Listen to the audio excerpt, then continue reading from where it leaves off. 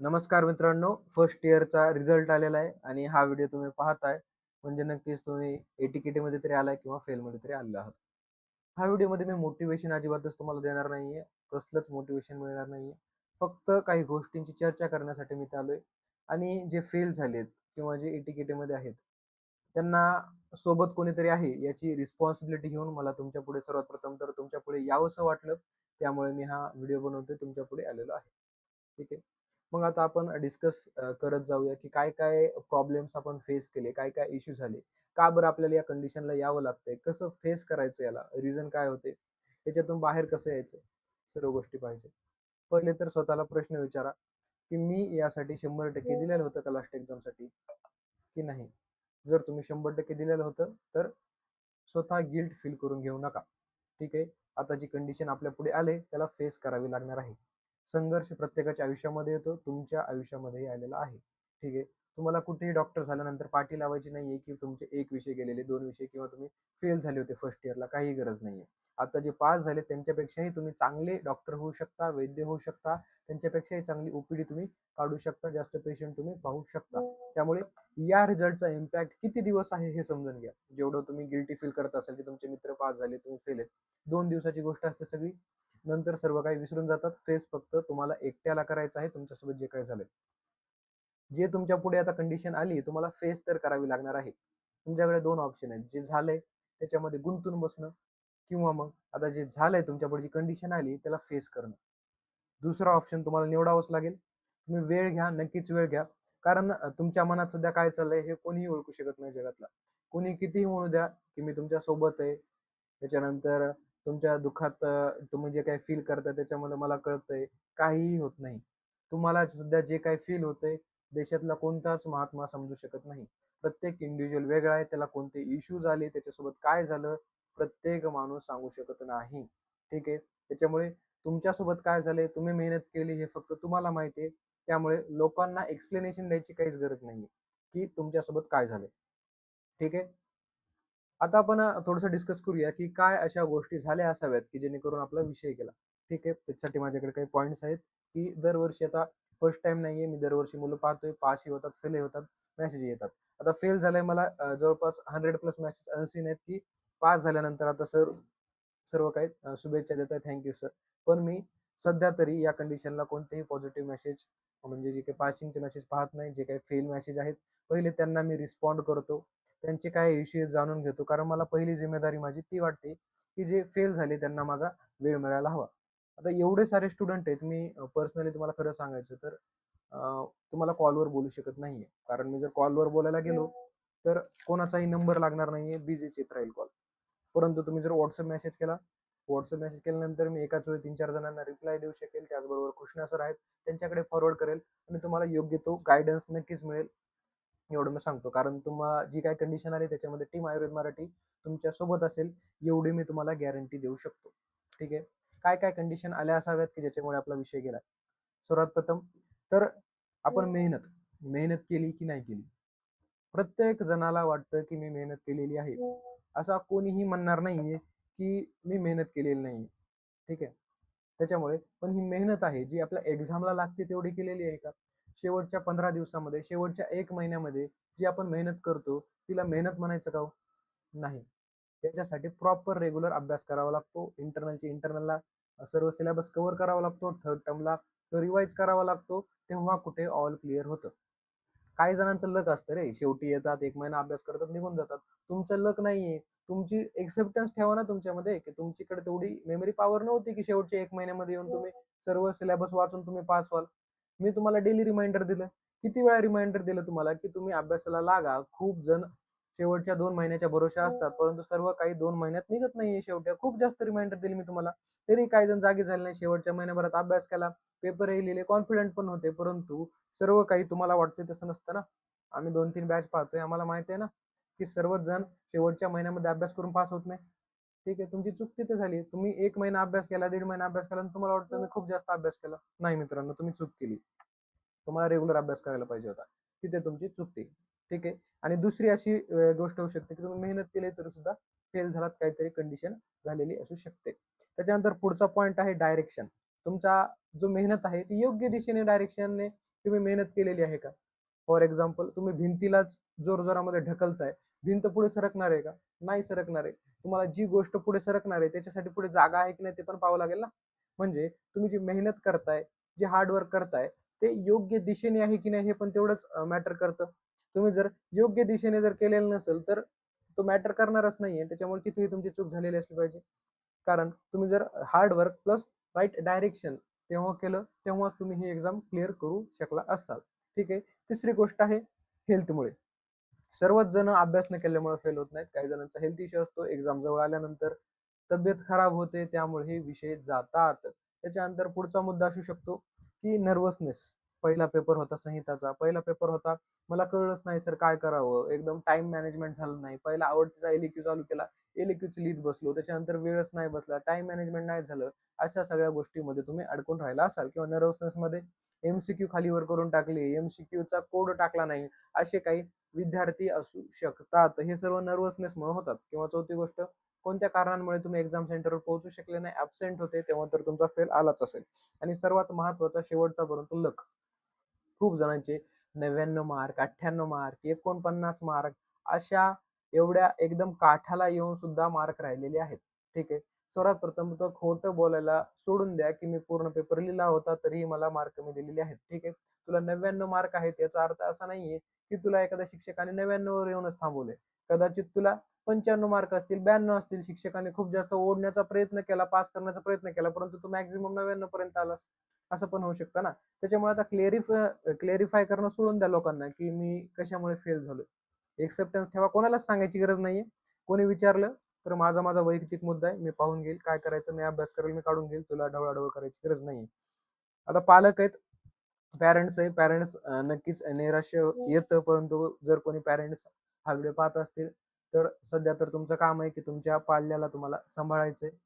काही दिवस 2-3 दिवस त्याच्यानंतर तो नक्कीच बाहेर येईल. तुम्ही जर त्याला आता सांभाळलं तर नक्कीच या कंडिशनमध्ये बाहेर आल्यानंतर तो बाकीच्यांपेक्षाही जास्त सतर्क राहील आणि त्यांच्यापेक्षाही जास्त मार्क्सने पास होईल. त्यांच्यापेक्षाही जास्त चांगला तो डॉक्टर पुढे चालून बनेल.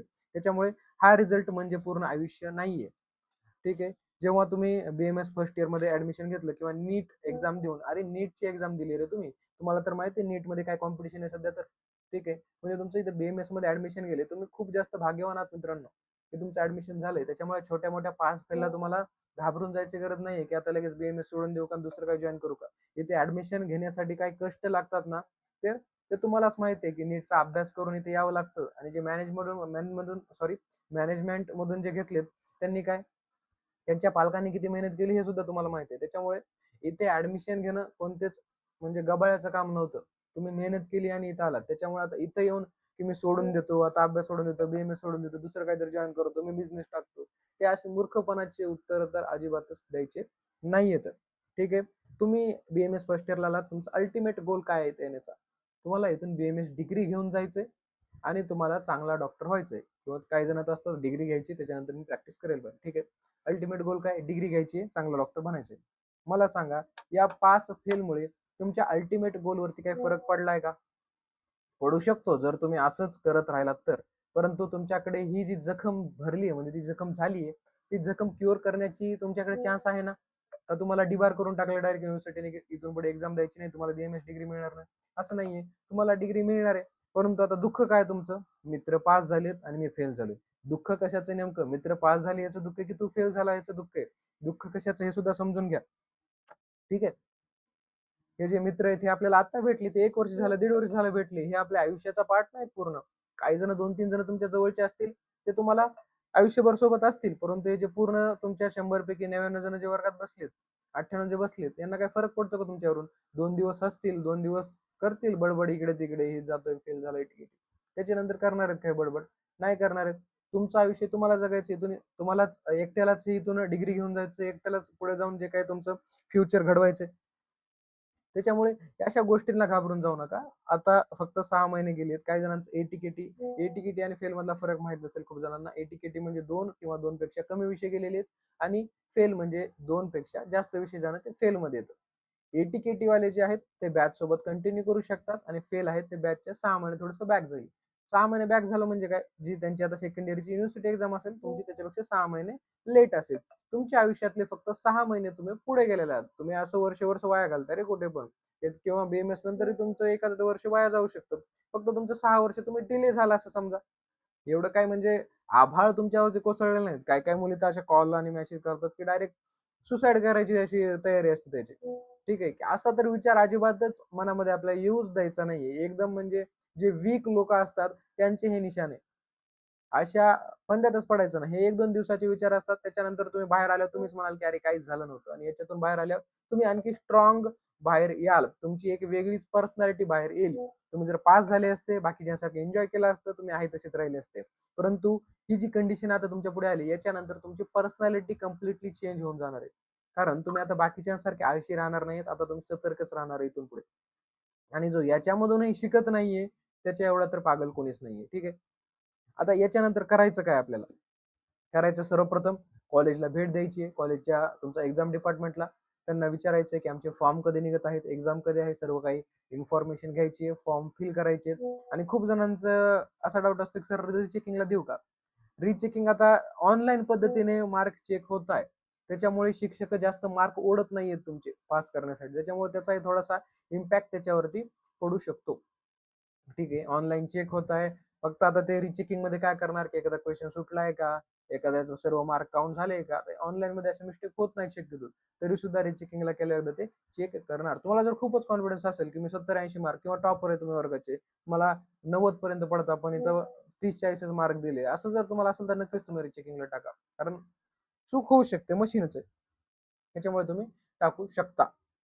परंतु अभ्यास सोडायचा नाहीये. जरी तुम्ही रिचेकिंगला टाकला तरी तुम्हाला अभ्यास सोडायचा नाहीये.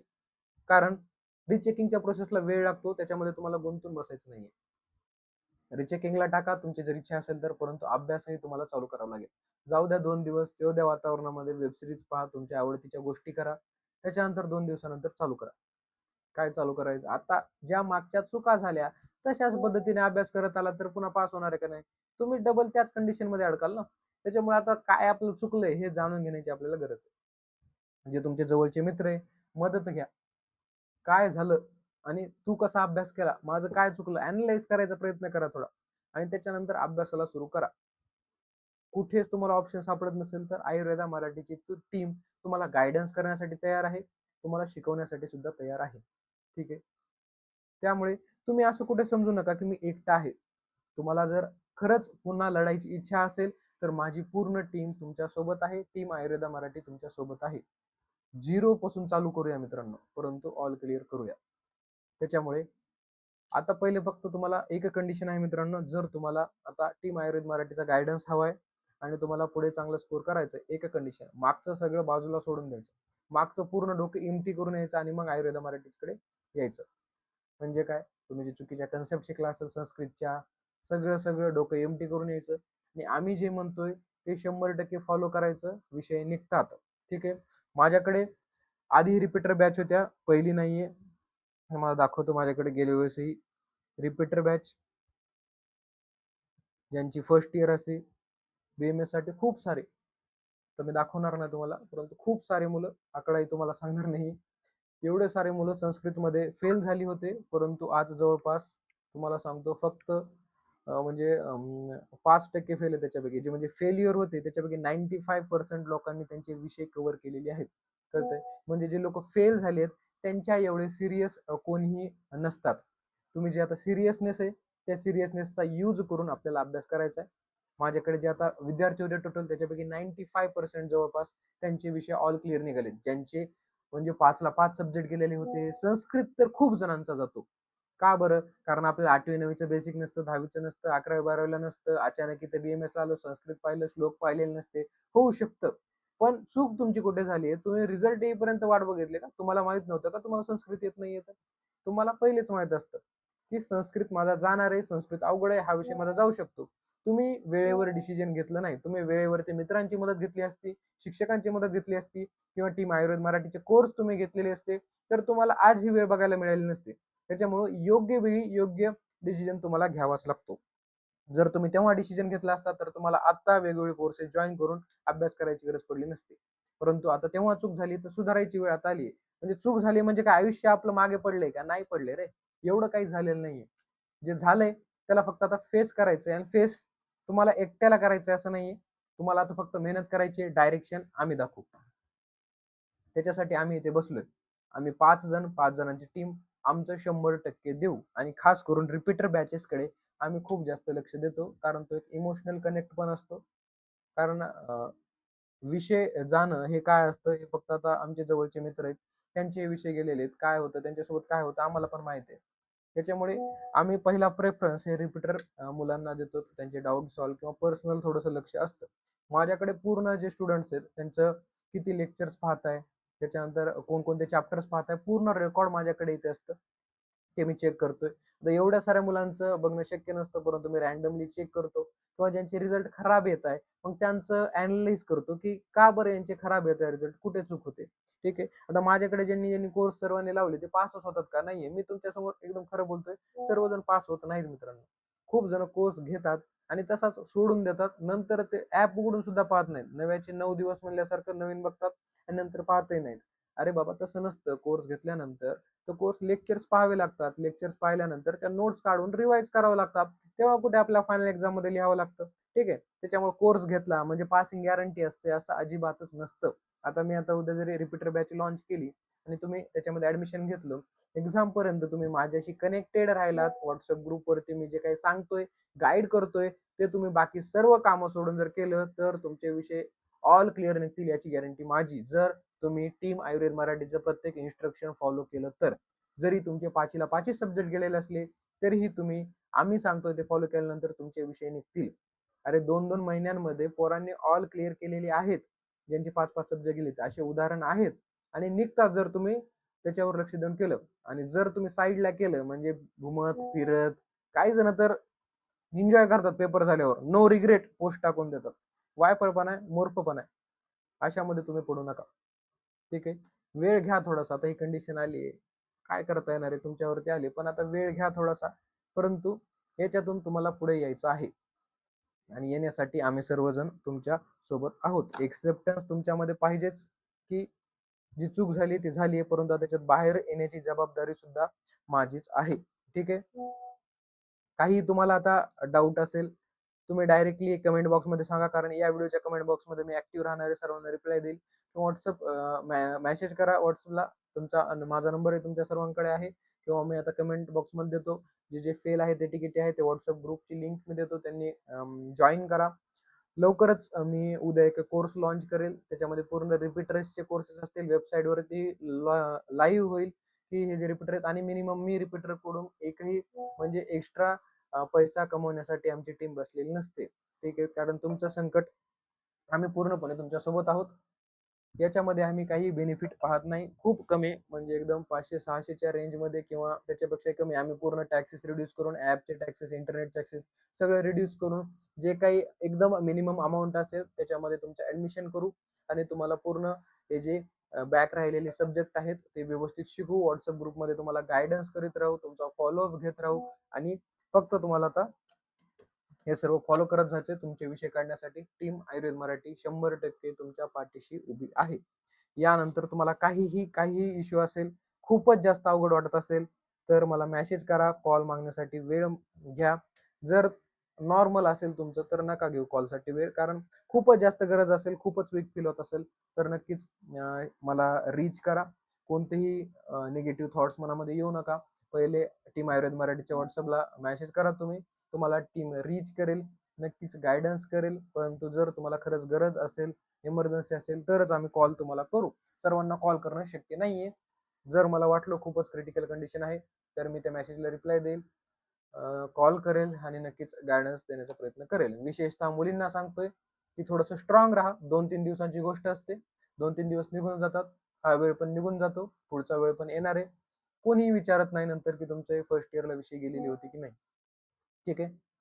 मी आहे सोबत तुमच्या. बाकी तुम्हाला काहीही घेणं देणं नाही की तुमच्या क्लासमध्ये काय चाललंय, कोण काय बोलतंय, काय पार्ट्या करताय. करू द्या. त्यांनी मेहनत केली, पास झाले, त्यांना एन्जॉय करायचा हक्कच आहे ना. बरोबर? त्याच्यामुळे तुम्ही त्यांना म्हणू शकत नाही मी फेल झाले आणि माझ्या रूम मध्येच आरडताय. काही गोष्ट नाहीये. या घरी जाऊन या वाटलं तर. पालकांचं टेन्शन घेऊ नका. पालकांना वाईट वाटत असतं थोडे वेळ. समजून सांगा त्यांना. ते समजून जातील. 2-4 दिवस असतं. थोडंसं आता तुम्हाला संयम ठेवायची गरज आहे. त्याच्यानंतर सर्व काही व्यवस्थित होईल. सर्व काही कसलीही कंडिशन असू द्या, मी तुमच्या सोबत आहे एवढंच सांगण्यासाठी मी हा व्हिडिओ बनवला, तुमच्या समोर आलो, की मी तुमच्या सोबत आहे, काहीही होऊ द्या. ठीक आहे. जरी तुम्ही फर्स्ट इयरमध्ये माझ्या कोर्सेसमध्ये होता, नव्हता, काही फरक नाहीये. तुम्ही डायरेक्टली आम्हाला रीच करा. आम्ही तुमच्यासाठीच बसलोय. टीम आयुर्वेद मराठी हा जो चॅनल काढण्यामागचा माझा हेतू होता, हाच होता, की विद्यार्थ्यांशी कनेक्टेड राहायचंय आणि त्यांना काही इश्यू असेल तर मला त्यांच्यासाठी अवेलेबल राहायचं. ठीक आहे. आता माझी पूर्ण टीम आहे, ती पूर्णपणे तुमच्यासाठी अवेलेबल राहील. काही विषय असेल नक्कीच भेटा. ठीक आहे. त्याच्या पलीकडे माझ्याकडे बोलण्यासाठी जास्त शब्द नाही. जे डिस्क्रिप्शन बॉक्स आहे त्याच्यामध्ये व्हॉट्सअप ग्रुपची लिंक असेल तुमची रिपीटरसाठी, ती जॉईन करा. जे तुमचे रिपीटर बॅचेसचे कोर्सेस होतील सर्वच बॅच मी लॉन्च करेल, मिनिमम प्राइसमध्ये लॉन्च करेल. लॉन्च केल्यानंतर ती वेबसाईटला जाऊन तुम्ही परचेस करा, जॉईन करा, व्हॉट्सअप ग्रुप जॉईन करा. काही वाटलं व्हॉट्सअपला मेसेज करा. आपण आहोत, या कंडिशनला आपण सामोरे जाऊया. अजिबातच घाबरून जायची गरज नाहीये. 2-3 दिवसाची गोष्ट आहे, निघून जातील. ठीक आहे.